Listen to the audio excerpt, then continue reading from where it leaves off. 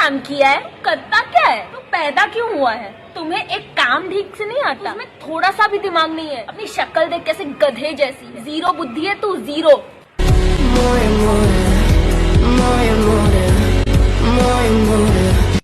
Hi guys, सो आप लोगों ने ऐसे कमेंट्स बहुत सारे सुने होंगे। कुछ लोग आपके घर में भी मौजूद होंगे जो लोग आपसे इस टोन में बात करते हैं, ऐसे रूड चीजें बोलते हैं आपको। एक टोन, एक पर्टिकुलर टोन जो वो यूज करते हैं, मैं उसके बारे में आज आपसे बात करना चाहती हूँ। सो मुझे लगा कि मुझे इस पे एक वीडियो बनानी चाहिए उनके लिए जो इतने खराब और इतने रूड टोन में लोगों से बात करते हैं। सबसे पहले तो जब आप एक इंसान जिसको छोटा समझते हो अपने आप से, उससे इतने गंदी तरीके से बात करते हो, सबसे पहले आप ये सोचिए कि वो इंसान या कोई और आपसे इसी टोन में बात करेगा तो सच बोलूं तो आपको तो समझ ही नहीं आएगा कि आप अब क्या बोलें, उसको रिप्लाई क्या दें। क्योंकि ऐसी चीजों का रिप्लाई मोस्टली नहीं होता है किसी के पास। मोस्टली क्या होता है ना कि एक सोशल बिहेवियर होता है जहाँ हम एक दूसरे से सॉफ्ट टोन में कामली बात कर रहे हैं, रिस्पेक्टफुली बात कर रहे हैं। एंड जब अचानक से कोई ऐसे बोलता है तो हमें पता ही नहीं होता है कि हम उसको रिएक्शन क्या दें।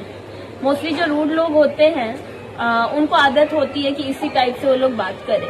एंड जब उनसे कोई ऐसा बात करता है तो वो एकदम हक्के बक्के रह जाते हैं और उनको पता ही नहीं चलता इसका जवाब क्या दें। क्योंकि ऐसी चीजों का, ऐसे टोन का कोई जवाब ही नहीं होता है। बाद में याद आता, अच्छा उसने मुझे ऐसे बोला था तो मुझे ऐसे बोलना चाहिए था। तो ऐसा होता है कई बार। सबसे पहले तो ऐसा नहीं है कि हम हमेशा हमको ऐसे ही लोग मिलेंगे जिससे हमारी बिलीफ सिस्टम मैच हो। मैंने पहले भी ये बिलीफ सिस्टम पे वीडियो बनाई थी।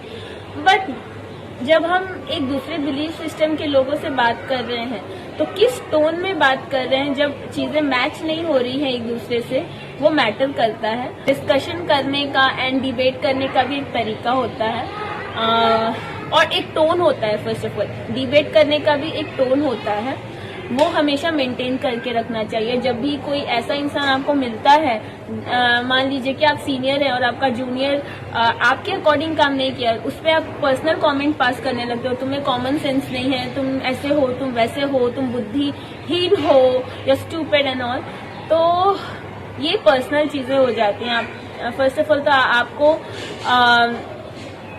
एक टोन मेंटेन रखना चाहिए। और जब आप वर्क प्लेस पे हो या कहीं पर भी हो, सही टोन मेंटेन करना गाइस बहुत ही जरूरी होता है। किसी से भी आप बात करना चाहते हो या फिर कोई ऐसा इंसान है जिससे आपका बिलीफ सिस्टम मैच नहीं होता है, स्टिल एक सही टोन मेंटेन करके सामने वाले को अपनी बात समझाना बहुत ही इम्पोर्टेंट होता है। और जो ऐसा नहीं करते हैं वो बहुत ही इमेच्योर होते हैं। चाहे वो 60 साल का हो, 60 इयर्स की आंटी हो, 45 इयर्स की आंटी हो या अंकल हो, कोई भी हो, अगर आप अपने बच्चों से, अपने छोटों से या किसी से भी एक रूड टोन में बात कर रहे हो तो आप मैच्योर बिल्कुल भी नहीं हो। चाहे वो कोई छोटा हो या बड़ा, मैं किसी एक पर्टिकुलर एज ग्रुप को नहीं टारगेट कर रही हूँ।